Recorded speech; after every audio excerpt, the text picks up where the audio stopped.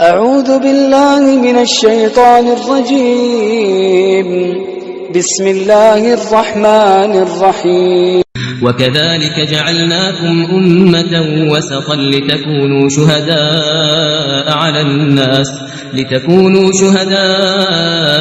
الناس ويكون الرسول عليكم شهيدا. Yani eğer insanın davranışları nefsinin isteğine uygun olarsa, yani artık insan Allah'a yok, nefsine ibadet edenlerden sayılır.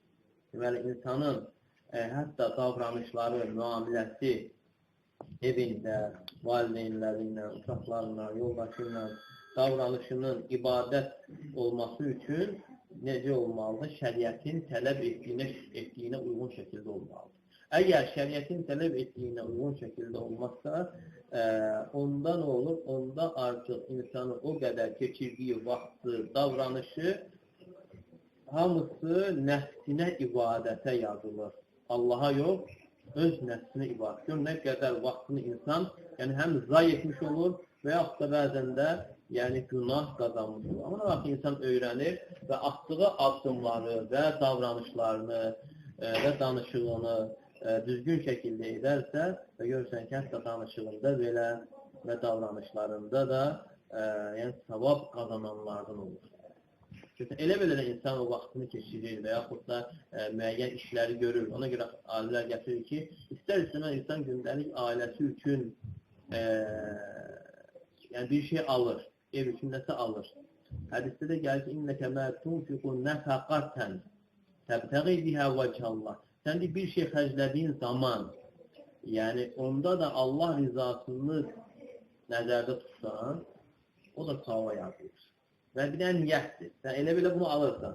Amma o aldığın zaman niyyət olarsa, o da sədəqəyə yazılır. Evinə aldığın belə, boşa getmir. Ona görə, bir çox əməllərdə insan xatırlaması, həm niyyəti xatırlaması və həmçinin orada düzgün atılan addımları bilməsi, burada necə olmalıdır, onda insanın ucalmasına və həmçinin savab qazanmasına səbəb. Yox, insan əgər atdığı addımlar, davranışlar nəfsinə uyğun olarsa, onda nə olur? Birincisi vaxtında etmiş olur, üstəlik günah qazanmış olur və həmçinin alçalmasına səbəb olur.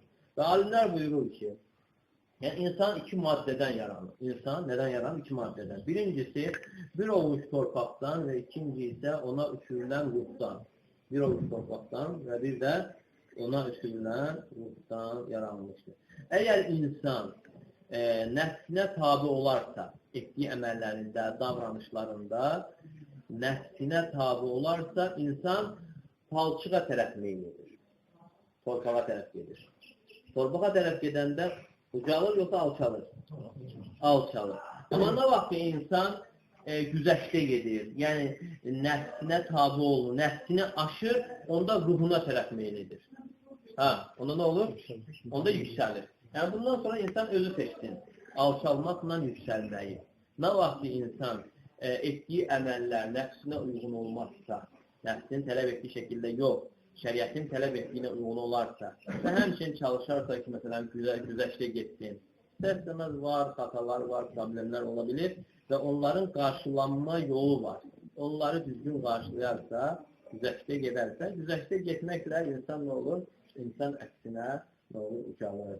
Çünki Allah Teala buyurur ki, وَلَا تَسْتَوِ الْحَسَنَةُ وَلَا السَّيِّئَةُ.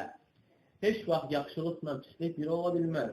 İdfa billati hiye ahsan, sen pisliği yaxşılıqla dəf et. فَإِذَا الَّذِي بَيْنَكَ وَبَيْنَهُ عَدَاوَةٌ كَأَنَّهُ وَلِيٌّ حَمِيمٌ. Və onda görəcəksən ki, səninlə aranda düşmənçilik olan kimsə sənin yaxın dostuna çevrilir. Amma bu çox ağır məsələdir, çox çətin məsələdir. Bunu kim bacarır? Hər oğlun işidirmi? Xeyr. Çünki Allah Teala buyurur: وَمَا يُلَقَّاهَ إِلَّا الَّذِينَ صَبَرُوا وَمَا يُلَقَّاهَا إِلَّا ذُو حَظٍّ عَظِيمٍ. Bunu yalnız səbr edənlər və Allah Teala tərəfindən böyük payı olan insanlar bacarır. Və bunu kim bacarır? Səbr edənlər, səbr etmək də asan deyirlər. Səbr edənlər və bir də Allah Teala tərəfindən böyük pay, yəni böyük insanlar bacarır. Yaşlı insanlar yox, böyük insanlar deyirlər. Böyük insanlar. Yəni o insanlar ki, keçə bilir, güzəşdə gedə bilir, yola verə bilir. Necə ki, İmam Əhməd rahimehullah deyir ki, "Vəcədtu tis'ate a'şari səadəti fi't-təğaful." Mən səadətin, xoşbəxtliyin ondan 9'unu təğafulda gördüm. Səadətin, xoşbəxtliyin ondan 9'unu harada gördüm? Təğaful nə? Təğaful elə bil ki, insan bir şey görür, elə bil ki, görmür, görməməzliyə vurmaq. Eşidir, qulağı eşidir ki, özündən danır, elə bil ki, eşitmir. Yəni bu, ona görə ki, bu çox mühümdür tərbiyəçi üçün, murabbi üçün, evdə valideyn üçün, məktəbdə müəllim üçün və digər sahələrdə də dəvətçi üçün. Ona görə, yəni, dəvətçi də hər şeyə fikir verərsə, hər şeyin xırdalığına gedərsə, yəni o insan yolu davam etdirə bilməz. Ona görə insanın, xüsusən də dəvət edən insanın, tərbiyəçinin köksü geniş olmalıdır. Geniş, yəni ora bir çox şeyləri yerləşdirə bilməlidir. Geniş olmalıdır ki, yerləşsin. Bu deyilən sözlər, danışıqlar, problemlər, Amma nə vaxt ki, insanın sinəsi dar olarsa, hər bir sözdən problem yaradırsa, yəni o insan bu yolu, dəvət yolunu davam etdirə bilməz. Ona görə Musa aleyhisselam Allah Teala'dan duasına nə istəyir? Rabbi şrahli sadri. Ey Rəbbim, mənim köksümü genişləndir, deyir. Köksümü genişləndir. Sa'di rahimehullah təfsir edir ki, Musa aleyhisselam dəvətçi idi və Allah Teala'dan nə istədi? Köksünün genişlənməsini istədi. Niyə? Çünki dəvətçi insan müxtəlif xarakterli, xasiyyətli insanlarla qarşılaşır və hər kəs müəyyən bir yuvada göz açır, müəyyən bir tərbiyə alır və onların hamısını buna yerləşdirə, köksünə yerləşdirə bilməlidir ki, nə etsin? Geniş olmalıdır ki, yerləşdirə bilsin və həmçinin yolunu davam etdirə bilsin. Əgər yox, sinəsi dar olarsa, yəni o insan bu yolu, dəvət yolunu davam etdirə bilməz. Deməli, İmam Əhməd nə dedi? Deyik, mən saadətin ondan 9 nədə gördüm? Təğafulda, yəni görür, elə bir görməzliyə. Yəni bu, həqiqətən insanın ucalmasına, yəni böyüməsinə səbəb olur. Və həmçinin özündən sonra gözəl xatirənin qalmasına səbəb olur. Gözəl xatirənin qalmasına. Necə ki, İbrahim aleyhisselam duasında deyərdi ki, وَجْعَلْنِ لِسَانَ صِدْقٍ فِي الْآخِرِينَ. Məni sonra gələnlər içərisində dillər əzbəri. Yəni, həqiqətən də insanın özündən sonra gözəl xatirəsinin qalması insan üçün ikinci həyat sayılır. Şair də buyurur ki, dəqqatu qalbil mar'i qailətun ləhu. İnsanın qəlbinin döyüntüləri ona deyir ki, İnnəl həyətə dəqaiqu və təvani. Həyat dəqiqələr və saniyələrdir. Demək, qəlbin döyüntüləri insanlar nədən xəbərdar edir? Ki, həyat bundan ibarətdir. Dəqiqələr və saniyələrdən ibarətdir. Sən deyə elə işlər gör ki, və özündən sonra gözəl xatirə saxla ki, həqiqətən gözəl xatirə də ikinci həyat. Sən nə qədər, yəni insan özündən sonra duaların olunmasına səbəb varsa, hər dəfə xatırlananda filan kəs, Allah onu bağışlasın, Allah ona rəhmət eləsin. Həqiqətən, yəni çox asan idi, çox rahat adam idi, problemsiz insan idi. Hər dəfə dualar gedir. Yəni dualar gedirsə bu evlilik yaşaması deməkdir. Amma bir də var, Allah onun qəlbini odman doldursun, çox çətin adamdır. Ona görə Peyğəmbər s.ə.v o cür rahat adamlara dua edir ki, Rahimallahu imra'an səmhən idəbə. Yəni Allah s.ə.v o insana rəhm eləsin ki, satdığı zaman rahat, aldığı zaman da rahat. Və səmhən idəqtada və səmhən idəqada və borc aldığı zaman da rahat və satdığı zaman, yəni borc verdiği zaman da rahat. Deməli, Allah s.ə.v o insanı rəhm eləsin. Peyğəmbər s.ə.v duası var, o cür rahat olan adamlara, rahat, asan adamdır. Satanda da asansdır, alanda da asansdır, borc verəndə də borc, yəni alanda da. Yəni ona görə insanın bu dünyada yəni qazanması, yəni bu cür əxlaqına, davranışına görə. Yəni bu düsturlar da ona görədir ki, insan istəyirsə ki, qazansın, qazanmaq necə olur? Yəni bu cür yola getməklə. Bəzən sözsüz ki, ağır məsələlər var. Ağır məsələlər də insan biləndə, onun hər bir şeyin açarı var da. Belə şeylərin açarı elm. İnsanın elmi olanını biləndə onların düzgün qarşılanmasına səbəb olur. Necə ki, İbn-i Qayyim Rahimehullah buyurur ki, bu nəfsə ən ağır gələn məsələdir. Gedir, bunu yaxşılıq edir. Və yaxud da qohumluq əlaqəsini kəsir, bu isə birləşdirir. Hədisdə də gəlir ki, bir kişi Peyğəmbər s.ə.v yanına gəlir və deyir ki, ya Rasulullah, mən nə qədər qohumluq əlaqələrini birləşdirirəm, onlar isə kəsirlər. Birləşdirirlər və onlar kəsirlər.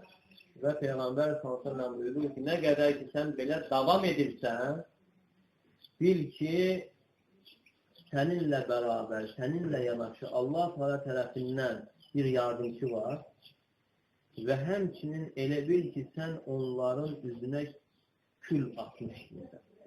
Yəni, sənin atdığın külün, o közü onları yandırır. Yəni, sənə zərər yox. Sən belə etməklə sən qazanırsan. Sənə uduzduğun bir şey yox. Uduzan o onlar. Deməli, bu asan deyil, çətindir, nəfsə ağır gəlir. Amma yenə İbn-i Qayyim Rahimehullah buyurur ki, insan biləndə nə olur? Biləndə asanlaşır. Açarını deyək, yoxsa qalsın? Açarı nədir? İndi bax ki, axır məsələlərdə. Hər bir insan bilir ki, istər-istər qohumlarından var, və yaxud da qonşularından var, əziyyət çəkdiyi və yaxud da digər sahələrdə ola bilər. Və onu asan qarşılamaq üçün yol nədir? Onun açarı. Və buyurur ki, hər bir insanın özü ilə Rəbbi arasında günahları var. Hər bir insanın özü ilə Rəbbi arasında günahları var. Hər bir insan istəyir ki, o günahlar örtülsün. Heç kəs onu bilməz. Yəni, Rəbbi onun üstünü örtsün. İstəyirik dəmir. Hər birimiz bunu istəyirik. Həqiqətən insan bir bunları fikirləşəndə dəhşətə gəlir. Ona görə tərəflərdən biri deyir ki, لَوْ كَانَتْ لِلْذُنُوبِ رَائِحَةً مَسْتَطَعْتُمْ أَنْ تَدْنُوا مِنِّي.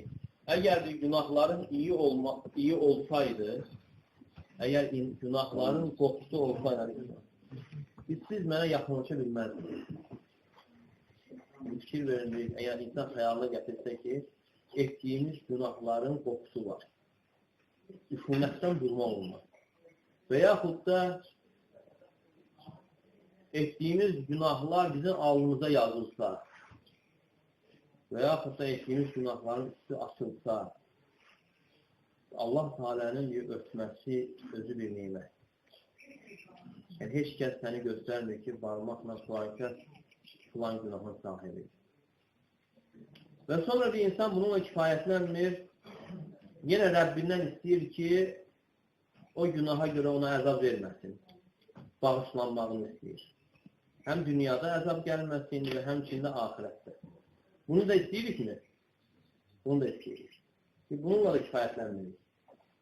Sonra bir Allahdan bir cənnət istəyirik. Cənnət də istəyirik. Cənnət də istəyirik və hətta insan arzuladığından artıq nimətləri də Rəbbindən istəyir. Və sonra buyurur ki, əgər sən bunları Rəbbindən istəyirsənsə, Rəbbinin yaratdıqlarına qarşı da elə olmalıdır. Örtülmək istəyirsənsə, örtməlisən. Bağışlanmaq istəyirsənsə, bağışlamalısan. Mükafatlar istəyirsənsə, cənnət istəyirsənsə, onda yaxşılıq da eləməlisən. Necə etsən, o cür də olacaq. Deməli, sən insanlara qarşı necə olsan, Rəbbin də sənə qarşı o cür olacaq. Deməli, örtülmək istəyirsən, nə etməlisən? Örtməlisən. Bağışlanmaq istəyirsənsə, keçməlisən, bağışlamalısan və mükafatları istəyirsənsə, yaxşılıq da eləməlisən, mükafat da verməlisən.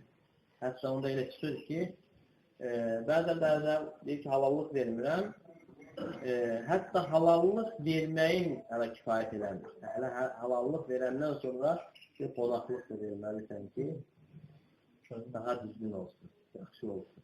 Deməli, çətin idi. Bunlar biləndən sonra asanlaşır. Asanlaşmadı. Yəni, hər şeyin açarı var. Nə qədər ağır olsa da, yəni o insan açarları biləndə, yəni həqiqətən insan, yəni etdiyi əməlləri ilə oranı düşünəndə ondan olur, onda asanlaşır. Yəni çox vaxt problemlər nədir? Problemlər insanın ahirəti unudaraq ancaq burada olanlara baxmasıdır. Əgər insan etdiyi əməllərində gözünün qarşısında ahirəti tutaraq addım atarsa, onda nə qədər ağır olsa, müsibətlər gəlir. Əgər insanın ahirətə olan imanı, yəqini güclü olarsa, hətta müsibət də neymətə çevrilir. Və yaxud digər məsələn problemlərdir, görsən onu rahat qarşılayır. Amma kim ki oranı unudur, istəyir ki haqqı dünyada bərqərar olsun, onda onun üçün çətinləşir. Deməli, o elə çıxır ki, o insan oranı unudur. Ona görə Peyğəmbər s.ə.v hədislərdə bizim nəyə yönəldir? Mən kənə yu'minu billahi vəl yevmil axir. Kim Allaha və qiyamət gününə inanarsa, baxmayaraq ki, imanın dayaqları var da, Allaha, mələklərə, rasullara, kitablara, qədərə. Amma Allah, yəni hədislərdə və ya ayələr çox vaxt nə gəlir? Kim Allaha və qiyamətə. Çünki insanın qiyamətə olan inancının, yəqininin güclü olması nəyə səbəbdir? Onun əmirləri yerinə yetirməyinə və həmçinin günahlardan çəkinməsə səbəbinə. Bax, insan əmirləri səhlənkər olur, günahlardan çəkinmirsə, deməli, ora olan iman, ahirətə olan imanında, inancında problem yaranmışdır. Həmçinin insan digər xəstəliklərdən də qurtulmasına səbəb olur. Bax, və əsas başlıca, ona görə bəzən insan ola bilər, budaqları müalicə eləsin, kök qalır. Kökdən, yəni məsələlər köklü müalicə olunmalıdır ki, onun faydası olsun, effekti olsun. Və burada da həmçinin, əgər düzgün müalicə olunarsa, insanın digər sahələrdə də düzəlməsinə səbəb olur. Məsələn, həsəd var.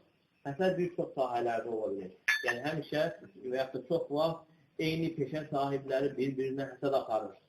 Çəkməçiyə, əsil satana və yaxud sapçaq satana həsəd aparır. Amma görsən ki, başqası yanında başqa bir şey atsa, o qədər həsəd aparmır. Amma eyni maldan satarsa, həsəd yaranır. Və sözsüz, bunun da dəf edilmək yolları var.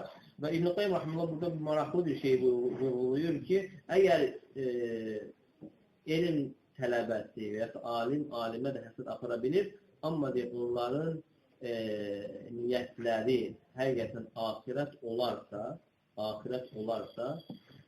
onda həsəd olmamalıdır. Məqsəd, niyyət axirət olarsa, həsəd qətiyyən olmamalıdır. Əgər həsəd varsa, onda axirət yox, onda nədir? Dünya. Niyyətləri axirət olmaz, yəni ixlas.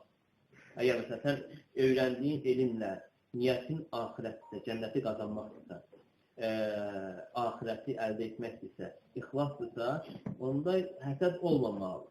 Həsəd çox vaxt nəyə görə olar? Fikir verin.